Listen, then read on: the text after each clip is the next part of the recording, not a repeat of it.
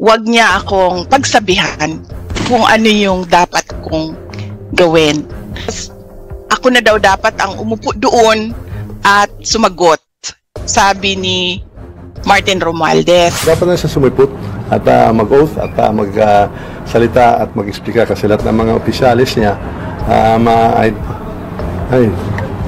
siya lang yata may alam kung ano nangyari yan sa mga pondo kaya dapat siya na mag-explika. Huwag na lang niyang bigay sa mga officials ng OVP o sa DepEd. Siya na lang magsalita. Yun na lang po. Hindi talaga ako uma-attend sa hearings. Why? Why would I answer to a speaker implicated in a bribery case on record in a court case? Unang-una, I did not vote for Martin Romualdez as congressman. Kung taga-Tacloban man ako, hindi din ako boboto sa kanya. I did not vote for him for congressman and speaker. So, wag niya akong pagsabihan kung ano yung dapat kong gawin. Why would I answer to a member of hanggang ngayon, hindi ko alam bakit member pa ito ng House of Representatives, convicted of child abuse, taking IP children doon sa amin sa Davao City, dadalhin sa Manila. Diba? Why would I answer to a member of the House of Representatives na merong utang sa aking husband ng 9 million dahil sa isang case? So why would I answer to them? Why would I answer to a member of the House of Representatives na ang tatay niya mismo, na may screen cap ako, nagsasorry sa ginagawa ng anak niya? Alam niyo, hindi pa umabot sa buhay ko na nagsorry ang tatay ko kanino man sa ginawa ko. Pero this member of the House of Representatives, tinetext ako ng tatay, I'm sorry. So why would I answer to him? Nagsorry yung tatay, ibig sabihin may ginagawang mali yung anak. Diba? So why would I answer to them? Thank you po. Pwede ko last one, sorry. VP, you mentioned about your plans spending Christmas and New Year with kung sino pa po yung mga darating. Pero clearly po, ang panawagan po ng komite ni Speaker Romualdez is dumalo na po una, yung 4 po sana, no, na una na pong na-contempt. Kung dumalo lang po sana sila, they can actually terminate na po, no, yung hearing kung maraming may makukuha na po kasi sa information, lalo na po doon sa mga SDO, Special Disbursing Officers, sa sina Fajarda and si Acosta. So sila po yung parang pinaka na-mention na pinakakailangang mga tao. And si Speaker Romualdez even said yesterday po sa ambush na he was reacting about your sentiment na nadamay po, no, naawa po kayo sa inyong mga opisyal dahil nadadamay po sila dun po sa nangyayari and yung pagpo-persecute nga raw po sa inyo. So ang hamon po niya kayo na po mismo sana yung dumalo po sa pagdinig at sumagot po dun sa tanong ng mga mababatas tungkol sa confidential fund. Ano po yung date niyo? Kasi for them hindi na po to kailangan pa sanang tumagal kung i-urge po sana natin itong mga officials. Kindly wrap up your question. If we just urge po itong ating mga officials. Marian, kindly wrap up your question. Yun lang po, ma'am. Can you comment on that? Hindi raw po ito tatagal kung papuntahin niyo na po itong 4 na officials niyo and kayo po mismo sana ang sumagot para matapos na raw po itong issue. Okay, sige. Unang-una, nasabi ko na, no, at ulitin ko, noong inimbitahan nila kami, noong October 18 was it? Pumunta ako. Umupo ako doon. Nag-antay ako ng tanong, hindi sila, kahit isa, walang congressman na nagtanong sa akin.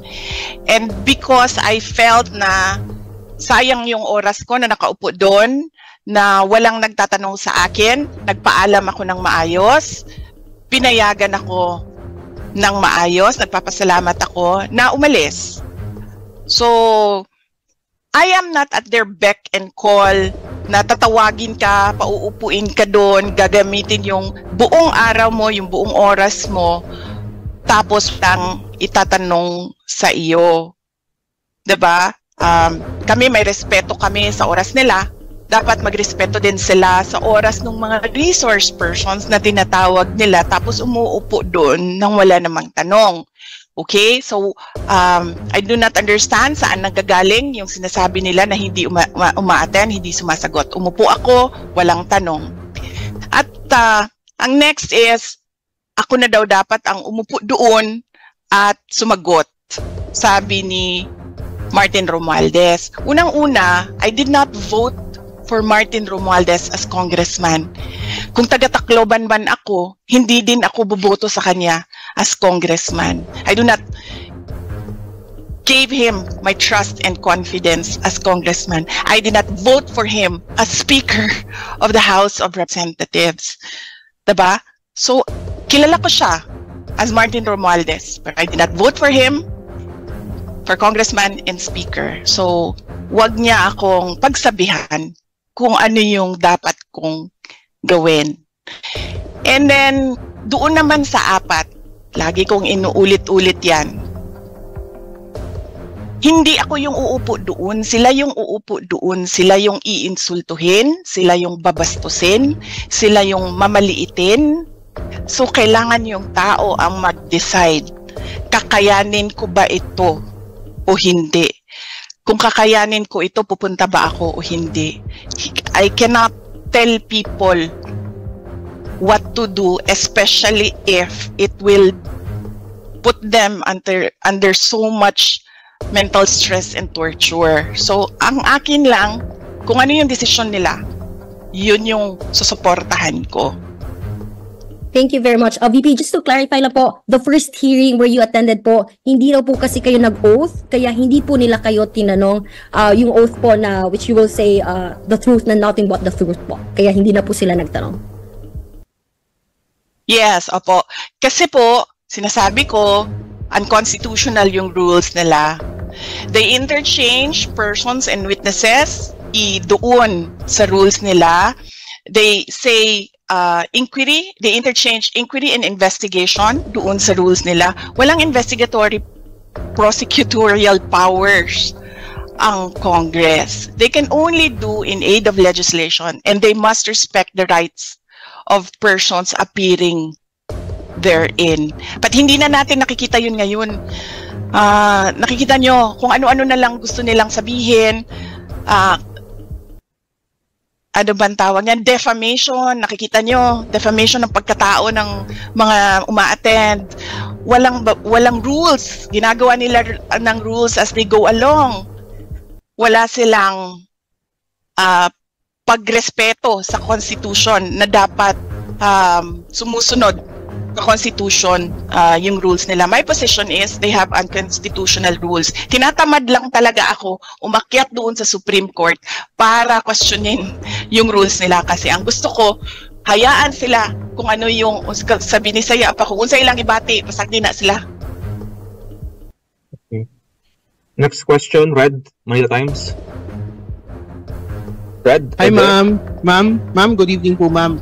Ma'am, sabi po ni Kong Joel po today and yung mga leadership po, si Dong Gonzales, Manix Dipe, and David Suarez na to put it succinctly, hindi na raw po ginalang yung House of Representatives and parang binastos niyo daw po yung House of Representatives dahil sa pagpunta niyo po doon kagabi kay Attorney Zuleka. Your thoughts po, ma'am, doon sa sinabi ni na Kong Chua and then the House leaders po, ma'am? Yung pagbisita ko last night, nagpaalam ako, it was on paper, yung pagpaalam ko na I was requesting for a meeting 7 p.m. to 10 p.m. Ang hindi ko lang nalagay doon kung bakit, kasi nanggaling ako sa Davao City and yung flight ko arrived 5:30 p.m. Took me 2.5 hours to get to Batasan. Kaya 7 to 10 p.m. yung na-request ko. But nag-request kami ng meeting na pinayagan naman nila. Ma'am, kasi po parang sinasabi po nila na parang ano daw po yun eh. The word they said was parang sinugod nyo daw po. Yun yung word na pagkakasabi nila. Parang sinugod nyo daw po yung House of Representatives daw po. I mean, your reaction lang po, ma'am. Kasi parang ang dating po sa kanila, parang kayo bro, sumusugod daw po kayo, pumapunta po kayo, pero sa mga hearings, hindi daw po kayo nagpa-participate. Pumunta po kayo kay former President Duterte sa Quadcom, pumunta po kayo kay Yusek Lopez, pero sa mga hearings daw po hindi po kayo pumupunta. Yes, tama 'yon. Tama 'yan. I don't know kung sugod ang tama na word doon dahil nagpaalam naman ako at pinayagan nila ako. Pero tama 'yon. Hindi talaga ako umaattend sa hearings. Why? Why would I answer to a speaker implicated in a bribery case on record in a court case? Why would I answer to a member of hanggang ngayon, hindi ko alam bakit member pa ito ng House of Representatives, convicted of child abuse, taking IP children doon sa amin sa Davao City, dadalhin sa Manila. Diba? Why would I answer to a member of the House of Representatives na merong utang sa aking husband ng 9 million dahil sa isang case? So why would I answer to them? Why would I answer to a member of the House of Representatives na ang tatay niya mismo, na may screen cap ako, nagsasorry sa ginagawa ng anak niya? Alam niyo, hindi pa umabot sa buhay ko na nagsorry ang tatay ko kanino man sa ginawa ko. Pero this member of the House of Representatives, tinetext ako ng tatay, I'm sorry. So why would I answer to him? Nagsorry yung tatay. Ibig sabihin may ginagawang mali yung anak. Diba? So why would I answer to them? I am here because of Yusek Lopez, and I will be here for Gina, for Lemuel, for Sunshine and Edward, and whoever magagaling sa Davao na ipapatawag nila. I understand si Barbara, si Carla, ipapatawag nila, si Bandiding papatawag nila. I will be here for them. And all the rest na makontempt. I will be here for President Duterte, but I will not be... No, I will not answer to members of the House of Representatives, especially sa may utang ng 9 million sa hindi naman sa pamilya namin, sa law firm ng husband ko. That is 9 million na dapat ini-enjoy ng pamilya namin, pero hindi niya binabayaran. Last na lang po, ma'am. Ma'am, ano po yung reaction niyo when Castro was the one who cited Yusek Zuleyca in contempt? Ano pong in-reaction niyo po when you heard na it was Castro and not the other members who cited Yusek Zuleyca? Salamat po. Nahihiya ako para sa Pilipinas. Noong sinabi sa akin na ganun yung nangyari, isang tao na convicted ng child abuse of IP children ay sinight in contempt ang isang IP lawyer who managed a multi-awarded city. Nahiya ako para sa Pilipinas. Nahihiya ako para sa Pilipinas. Alam niyo ba, sa ibang bansa, kapag convicted ka ng child abuse, para kang may leprosy. Walang lalapit sa iyo.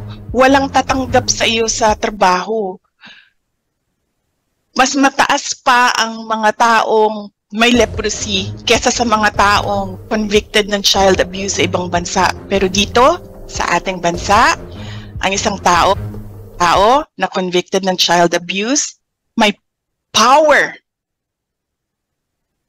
Saan ka nakahanap ng ganyan? Nahihiya ako as a Filipino na ganito ang ating House of Representatives. Yun lang po, ma'am. Thank you. Okay.